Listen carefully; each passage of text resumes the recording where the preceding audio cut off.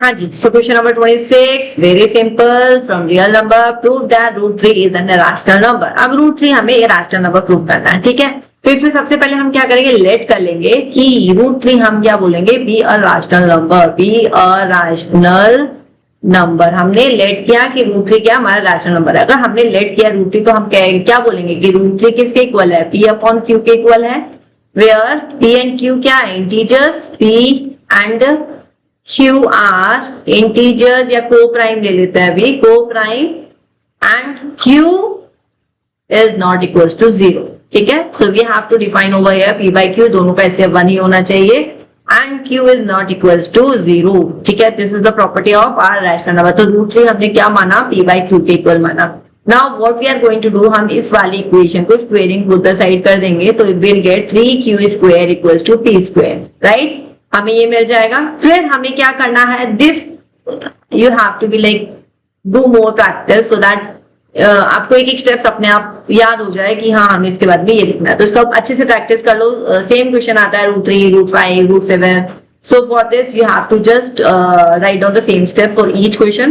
तो यहाँ पे क्या हो जाएगा, 3 square equal to P square. तो हम क्या बोलेंगे यहाँ पे, P square is divisible by 3। अब देखो ना, P स्क्वायर अगर मैं आपको रफली समझाऊं तो P square upon 3, P square upon 3, तो मैं यही तो बोल रही हूँ कि P square is divisible by 3। तो वी कैन ऑल्सो से कि P is divisible by 3, P is divisible by 3। अगर P स्क्वायर डिवाइड हो रहा है तो P भी हो जाएगा, ठीक है। तो this is my first part. Now अब हम यहाँ पे थर्ड वेरिएबल को इंट्रोड्यूस कर रहे हैं। तो यहाँ पे हमारे पास में क्या हो जाएगा, लेट करना है हमें P equals to 3, ठीक है। A क्या है, where A is a integer, where A is some integer. For this question you have to write down this much of statement, then only you will get 3 marks or 2 marks, जितने भी marks का question होगा। For that you have to practice a lot. Now let P equals to 3 डाला। अब हम P equals to 3 कहाँ पे डालेंगे, जहाँ पे हमने क्या लिखा था, ये वाला value 3Q square equals to P square, यहाँ पे वैल्यू डाल देते हैं। तो यहाँ पे हम जब P का वैल्यू डालेंगे तो 3Q स्क्वायर इक्वल टू क्या हो जाएगा, 3 का square is 9A square, right. इतना समझ में आ गया। अब यहाँ से हम वैल्यू सिंप्लीफाई करेंगे तो Q square equal to 3A square हो जाएगा, ठीक है जी, समझ में आ गया, सॉर्टेड। अब यहाँ पे सेम हम वही चीज बोलेंगे कि Q square is divisible by 3, Q square is divisible by 3, ठीक है।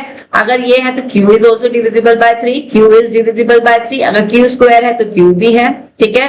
This is my second. अब यहाँ पे हम क्या करने वाला है, कॉन्ट्राडिक्शन लाने वाला है। क्या, अगर मैं बोलूं कि P is divisible by 3, P is divisible by 3 and Q is divisible by 3, और ऊपर हमने क्या बोला था, P एंड Q का क्या सिर्फ एक फैक्टर है, ओनली 1, और हमने एक और फैक्टर क्रिएट कर दिया दैट इज 3, ठीक है। तो हमने यहाँ पे क्या कर दिया, कॉन्ट्राडिक्शन अराइज कर दिया। From first and second leads to a contradiction,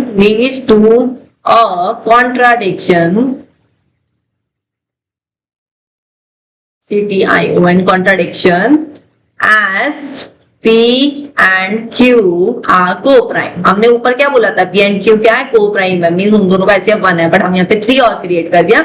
So therefore root 3 is an irrational number, irrational। Hands proof हो गया, डन। इतना आपको पूरा वर्किंग शो करना पड़ेगा।